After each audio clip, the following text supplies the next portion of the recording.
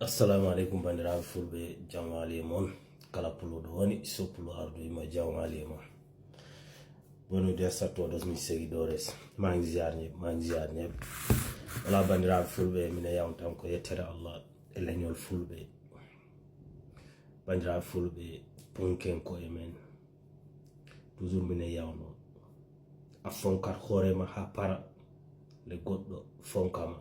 sona ɗo mbo fonkatama. Donc ko yettere Allah vraiment mina ari jarde sehelaɓe am no gandi sehel e jaadijo wona gotum de mawɓe fulɓe ɓe mbiyo manam to ɓe dardanno ɓiɗɗo makko donowo umen koto sehelaɓe mum to ɗum addi bandiraɓe lawdijo ino heewi de kono sehel heewani. Sehel ko yite sehel ko ɗum heewani. Donc vraiment ko yettere Allah mine jara sehelaɓe am ɓe gandanɗa hoorema wona lawdiɓe soppulu ardo minen gimmodi ɗum takani ndemen gari Europe neɗɗo mawnin kinano goɗɗo walla yejita goɗɗo ha hande minen jokkodiri ɓe kewani nak ɗum gandi mi soppulu ardo mi heewani sehelaɓe yaadiɓe nak ino keewi kono sehel kay ɗum heewani. ɗum woni Salif Balde a salminama vraiment ko a neɗɗo moƴƴo aɗa darani soppulu ardo aɗa darani hoorema donc mbawten yide ko yettere Allah. Salif Balde a salminama giwi ɗon calminen ko Aliou Sow musidɗo am Aliou Sow kan kadi vraiment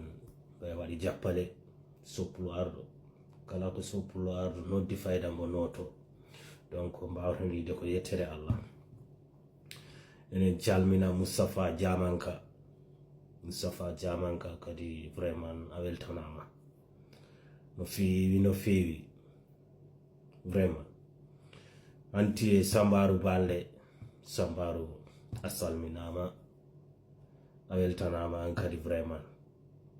Sambaru Balde Sare Bela vraiment an kadi aɗo tini soppulu ardo vraiment ko yettere Allah. Malik Balde Malik woni Sare Jambulu on kadi ko sehel soppulu ardo wala so ɗon yawti onon gandi soppulu ardo ko watta ko manam so ƴeewi sona grand amen no Moussa Balde fayda ko hitande e hitande